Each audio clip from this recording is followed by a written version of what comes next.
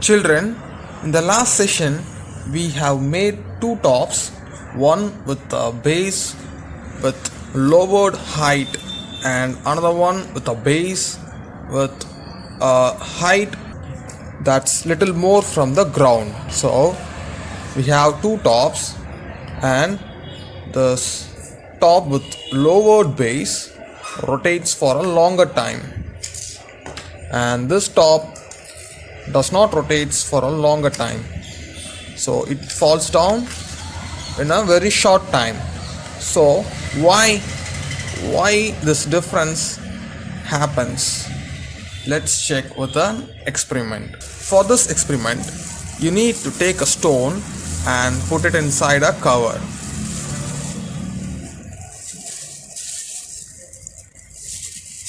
Children, be careful while doing this. Just roll this like this and make a bunch. Take a rope and tie a knot over here.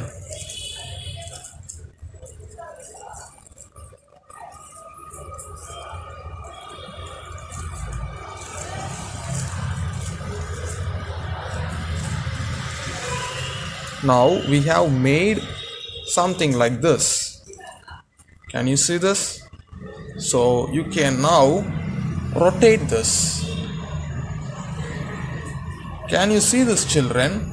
Once you start rotate this stone, what happens? At first, it has a straight line like this, facing towards the ground. Once you start to rotate, the stone lifts up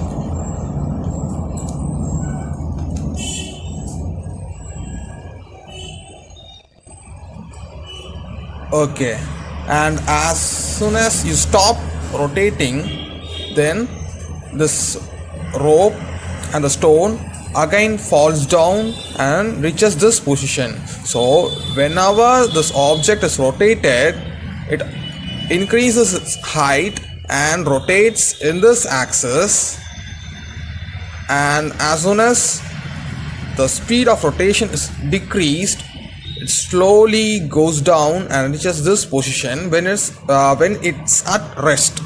Okay, so the same thing happens in the top. When the top starts rotating, what happens is the force of attraction attracting it towards the ground pushes the top towards the ground, and the force of rotation makes the top to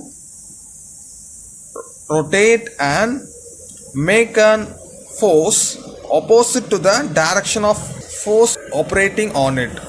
That is, when the top is rotating, the top tends to move down like this, but due to the direction of rotation is in this direction, it pulls the top back to this position, and at this point the top is stable, yet due to the forces of gravity, the top is again moved down in this direction, and again this force of rotation pulls this top again to the straight position. So this process continues and makes the top move like this, and when the speed of rotation is very high, the top makes a stable movement in the straight line. All the objects around us are attracted towards ground, and when the object is at rest, the center of gravity will be like this. That is, the gravitational pull of Earth attracts the objects to make it fall down and reach a rest position, so that it is having a fixed base.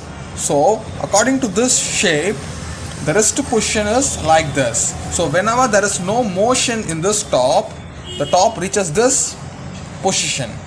So when we apply some force, what happens is the force we applied makes the stop to move straight like this.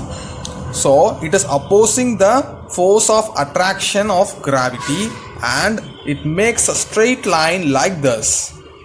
So whenever the speed is high, it forms a straight line with the center of gravity. So this blue colored sketch denotes the center of gravity. And whenever the top speed is reduced, it tends to fall down and reach its rest position, that is this position. So this is the rest position. So you can see the difference over here between these two straight lines. So this is the center of gravity and this is the difference in the center of gravity. So again it will move back to this position if the speed is high.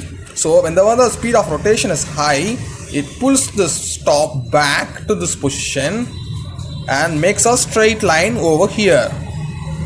So whenever the speed is reduced, it tends to move down towards Earth. According to the position of this disk, the tendency to move down is more. So if the disk is lowered, then it will rotate for a longer time. When the disk is moved up like this, it will rotate for a shorter time. This is because when the height is increased, the gravity constant acting on this part is multiplied with height, and so the potential energy is increased. What is potential energy? We will learn about it in the upcoming session. Whenever the object has a lowered base, then the tendency to fall down is very low. Whenever the object has a higher base, the tendency to fall down is more, and hence there is a time difference. Okay children, we will meet in the next session. Thank you.